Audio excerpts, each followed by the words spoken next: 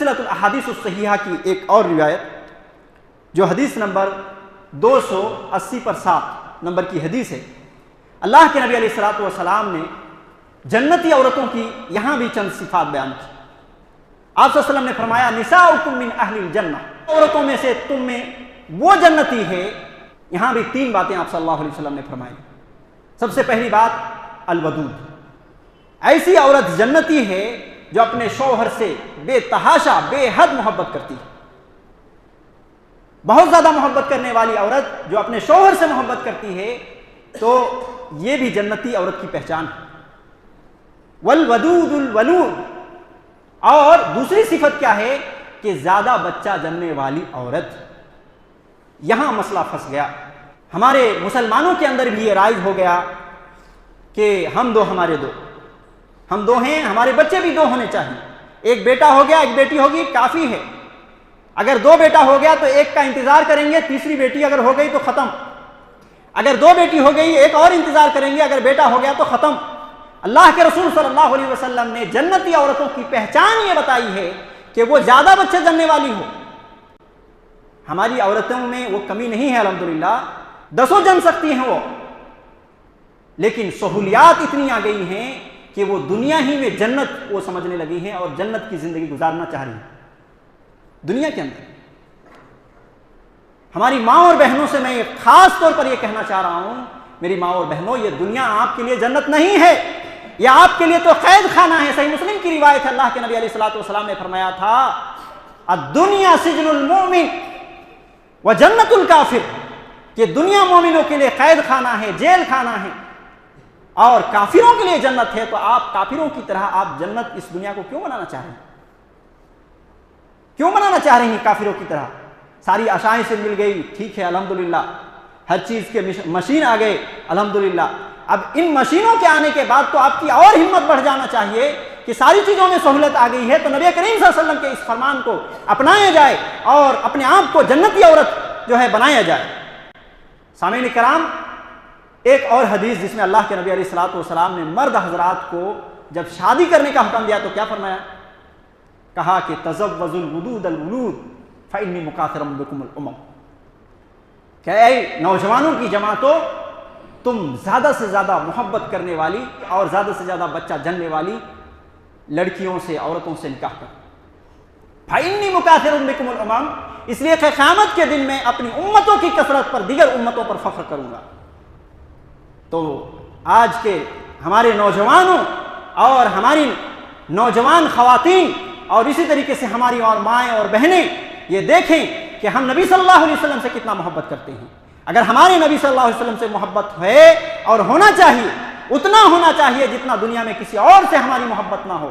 اگر ہے محبت نبی صلی اللہ علیہ وسلم سے تو ان کی چاہت پر بھی عمل ہونی چاہیے۔ نبی صلی اللہ علیہ وسلم کی چاہت یہ ہے کہ آپ ایسے لڑکیوں سے اور ایسی عورتوں سے نکاح کرو جو زیادہ بچہ جننے والی ہو، تاکہ قیامت کے دن کثرت ہوگی امت کی تو ایسی صورت میں رسول اللہ صلی اللہ علیہ وسلم دیگر امتوں پر فخر کریں گے۔ یہاں پر ایک اور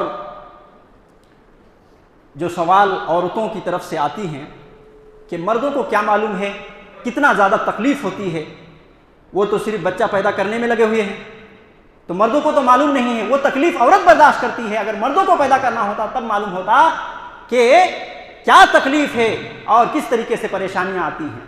اس کا کیا جواب ہے؟ سامعین کرام، صحیح بخاری کے اندر یہ حدیث ثابت ہے کہ مومن مرد یا مومن عورت کی کوئی بھی تکلیف، چھوٹی سی چھوٹی تکلیف اگر ہوتی ہے تو اس کے بدلے میں اجر و ثواب حاصل ہوتا ہے، اللہ رب العالمین اس کے بدلے میں نیکی عطا کرتا ہے۔ صحیح بخاری کے اندر یہ روایت موجود ہے، آپ صلی اللہ علیہ وسلم نے فرمایا ایک مومن بندے کے پاؤں میں ایک کانٹا بھی چبھتا ہے اور اس چبھنے کی وجہ سے جو تکلیف ہوتی ہے اس کے بدلے میں گناہ مٹتے ہیں اور نیکیاں لکھی جاتی ہیں۔ تو کیا خیال ہے کہ اتنی بڑی پریشانی واقعی پریشانی ہے، لیکن اللہ رب العالمین یہ چاہتا ہے کہ ہماری نسل زیادہ ہو، رسول اللہ صلی اللہ علیہ وسلم چاہتے ہیں کہ ہماری نسل زیادہ ہو۔ تو اگر یہ ہماری خواتین صبر و تحمل کرتے ہوئے یہ بڑی تکلیف کو صبر کرتی ہیں اور صبر سے کام لیتی ہیں اور اس تکلیف کو اٹھاتی ہیں تو کیا اس میں نیکی نہیں ہوگی؟ بہت بڑا نیکی ہے، ہم سوچ نہیں سکتے، اتنا زیادہ نیکی ہے اس کے اندر۔ اور آپ اس حدیث کو بھی یہاں پہ جوڑ لیں جس میں اللہ کے نبی علیہ الصلوۃ والسلام نے کہا ہے کہ جزکی کی حالت میں کسی عورت کی وفات ہو جاتی ہے تو وہ شہید کا درجہ پاتی ہے۔ کیوں؟ اتنی تکلیف ہے، یہ اتنی بڑی تکلیف ہے، اللہ کو معلوم ہے کہ اتنی تکلیف کی حالت میں وہ انتقال کر گئی۔ بچہ جننے کے وقت میں اگر درد شروع ہو گیا اسی حالت میں انتقال کر گئی ہے، جننے کے بعد کچھ ہی لمحوں میں وہ انتقال کر گئی، آگے پیچھے جو بھی ہو، تو ایسی صورت میں ان کو شہادت کی موت کا نصیب ملتا ہے اور اس کا درجہ ملتا ہے۔ دنیا کی سب سے خوش نصیبی موت کیا ہے؟ وہ شہادت کی موت ہے، اور شہادت کی موت ایک عورت کو اگر جسکی کی حالت میں موت ہوتی ہے تو اسی صورت میں وہ مقام ملتا ہے۔ تو یہ نہ سوچیں آپ دنیا کو جنت نہ بنائیں، تکلیف اٹھائیں، یہ دنیا تکلیف اٹھانے کی جگہ ہے۔ اگر یہاں آپ تکلیف اٹھاتے ہیں تو ایسی صورت میں آخرت میں انشاءاللہ العزیز آپ جو ہے نا ایسی آرام اور آشائش کی زندگی میں ہوں گی کہ کبھی آپ نے خواب میں بھی نہیں دیکھا ہوگا، کبھی آپ کی ذہن تک وہاں نہیں پہنچی ہوگی۔ لیکن اگر یہاں دنیا میں آپ نے جنت بنانے کی کوشش کی اور آخرت کو بھول گئے اور آخرت کی تیاری کو بھول گئے تو یاد رکھیے خصوصی طور پر میری ماں اور بہنیں کہ جہنم ایک ایسی جگہ ہے کہ ایک لمحہ اگر آپ کو ڈال دیا جائے نا تو ایسی صورت میں دنیا کی یہ 60-70 سالہ زندگی کی تمام آرام و آشائش کی جو اوقات آپ کے گزرے ہیں وہ ساری کی ساری بھول جائیں گے، اور یہاں تک یاد نہیں ہوگا کہ کبھی ہم نے سکھ اور چین کی زندگی بھی گزاری۔ اس کے بعد اللہ کے نبی صلی اللہ علیہ وسلم نے تیسری بات کہا، اپنے شوہر سے بہت زیادہ دل لگانے والی، بہت زیادہ تعلق رکھنے والی ہو وہ عورت جنتی ہے۔ اور اس کی ایک کیفیت یہ بیان کی گئی اسی حدیث کے اندر کہ شوہر اگر ناراض ہو گیا تو بیوی اپنے ہاتھ شوہر کے ہاتھ پر دیتی ہے اور کہتی ہے کہ آنکھ میں جھپکوں گی نہیں، پلک تک نہیں جھپکوں گی اس وقت تک جب تک کہ آپ مجھے معاف نہ کر دیں، جب تک آپ راضی نہ ہو جائیں۔ تو آج ہمارے معاشرے کے اندر ہماری خواتین، ہماری ماں اور بہنیں دیکھیں کیا اس طرح کی صفات ہمارے اندر ہیں کہ شوہر کو منانے کا یہ جذبہ ہے؟ نہیں ہے تو پیدا کریں۔